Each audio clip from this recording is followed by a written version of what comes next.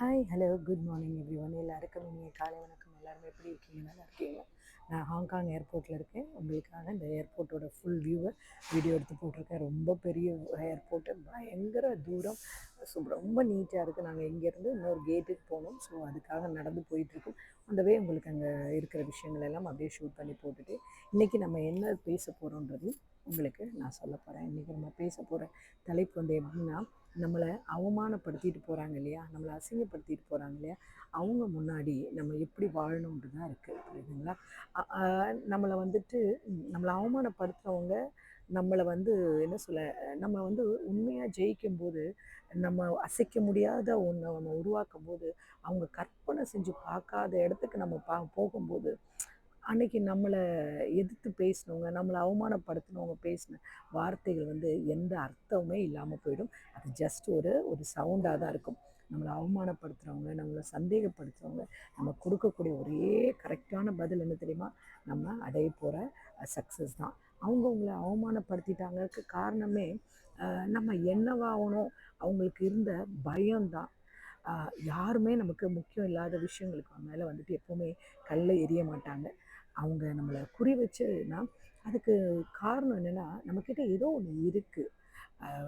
அது அவங்கள ஒரு விதமாக பயப்படுத்துது. அதை வளர விடக்கூடாது, அழிக்கணும்னு நினைக்கிறாங்க. ஸோ அதனால தான் அவங்க நம்மளை காயப்படுத்துகிறாங்க. ஆனால் அவங்க தோற்று போயிட்டாங்க. ஏன்னா அவங்க வீசின ஒவ்வொரு அவமானமும் உங்களுக்கு அது ஒரு ஃபியூயல் மாதிரி. அவங்க சொன்ன ஒவ்வொரு கிண்டலும், ஒவ்வொரு ஏளனமும் உங்கள் வெற்றி கோட்டைக்கான அஸ்திவாரத்தோட கல்லாக மாறிடுச்சு. அவங்க வீசுகிற ஒரு ஒரு கல்லுலையும் நீங்கள் உங்கள் கோட்டையை கட்டுங்க. யாரை பற்றியும் கவலைப்படாதீங்க. அவங்க கீழே தள்ள நினச்சாங்க, நீங்கள் அந்த அடியே படிக்கட்டாக மாற்றி மேலே ஏறிட்டீங்க. நீங்கள் வாக்குவாதம் பண்ண தேவையில்லை. நீங்கள் யாருக்கும் எதையும் நிரூபிக்கணுன்ற அவசியமும் இல்லை. அவங்க பேசட்டும், நம்மளை என்ன வேணாலும் பேசட்டும். அவங்க நேரத்தை வீணாக்குறாங்க. நீங்கள் அமைதியாக அவங்க வேலையை மட்டும் பாருங்கள். உங்கள் கோட்டையை கட்டுங்க. உங்கள் வார்த்தைகளால் இல்லை, உங்களுடைய செயல்களால், உங்களுடைய வெற்றியால் அவங்களுக்கு பதில் சொல்லுங்கள்.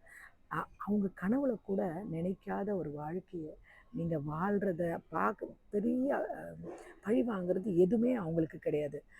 அதை மட்டும் மறந்துடாதீங்க. எப்போவுமே எப்போவுமே ஞாபகத்தில் ஒன்று வச்சுக்கோங்க.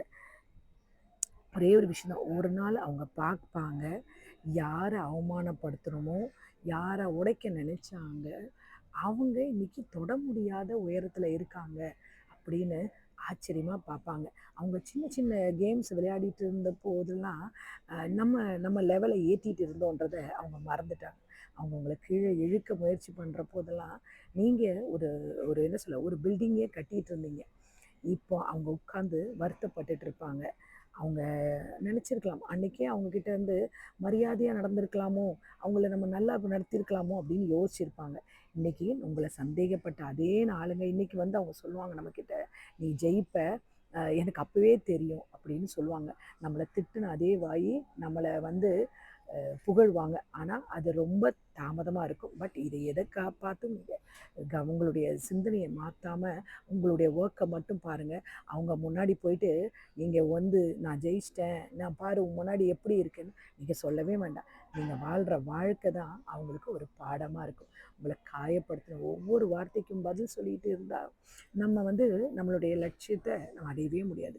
அந்த வார்த்தையெல்லாம் ஒரு எனர்ஜியாக மாற்றிட்டு உங்களுடைய வழியில் நீங்கள் நோக்கி போயிட்டே இருங்க. ஓகேவா? இவ்வளோ தான் இன்றைக்கி நான் சொல்ல விட விஷயம்.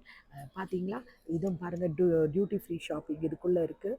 மக்களுக்கு ரொம்ப பிடிச்சமான ஐட்டம்ஸ் எல்லாம் இங்கே கிடைக்கும். ஸோ அந்த மாதிரி விஷயங்கள் எல்லாம் இங்கே இருந்துகிட்ருக்கு. அப்புறம் இங்கே சாக்லேட் ஷாப்ஸ் இருக்குது. இன்னும் நிறையா விஷயங்கள் அந்த இடத்துல இருந்துகிட்டே இருக்குது. எனக்கு ஸ்டார் பக்ஸ்னால் ரொம்ப ரொம்ப பிடிக்குங்க. ஸோ தம்பிகிட்ட ஒரு ஸ்டார் பக்ஸ் காஃபி வாங்கிட்டு வர சொன்னேன். ஏன்னா ரொம்ப தலைவலிக்குது. ஃப்ளைட்டில் ரொம்ப நேரம் உட்காந்துருந்தது. அப்புறம் இந்த ஓவர் சில்லு, அதனால் முடியலை, காலும் வலிக்க ஆரம்பிச்சிச்சு. ஸோ தம்பி போய் ஸ்டார் பக்ஸ் வாங்கிட்டு வந்தான். அதுக்கப்புறம் ஒரு விஷயம் ஒன்று காட்டுற பாருங்க, ஆட்டோமேட்டிக் ரோபோட் ஒன்று. என்னென்னா, எல்லா ஏர்போர்ட்டோட எல்லா இடத்தையும் அதே போயிட்டு சூப்பராக க்ளீன் பண்ணுது பாருங்கள். இது அந்த அந்த டியூட்டி ஃப்ரீ ஷாப் பக்கத்தில் குழந்தைங்களோட டாய்ஸும் இருக்குது, அடல்ட்டோட எனர்ஜி ட்ரிங்க்கும் எல்லாமே ஒன்றா வச்சுருக்காங்க. ஸோ அது அது என்ன சுவனீராக எது சொல்லுவாங்க இல்லையா, அந்த மெமரிக்காக வாங்கிட்டு போகிற டாய்ஸ் மாதிரி வச்சுருக்காங்க. அதுக்கப்புறம் பார்த்தீங்கன்னா அப்படியே இந்த சைட்லாம் பாருங்கள் நிறைய சாக்லேட் ஷாப்ஸ் இருக்குது. ரொம்ப அழகழகான விஷயங்கள் எல்லாம் இருக்குது, நல்லா இருக்குது பார்க்குறதுக்கு.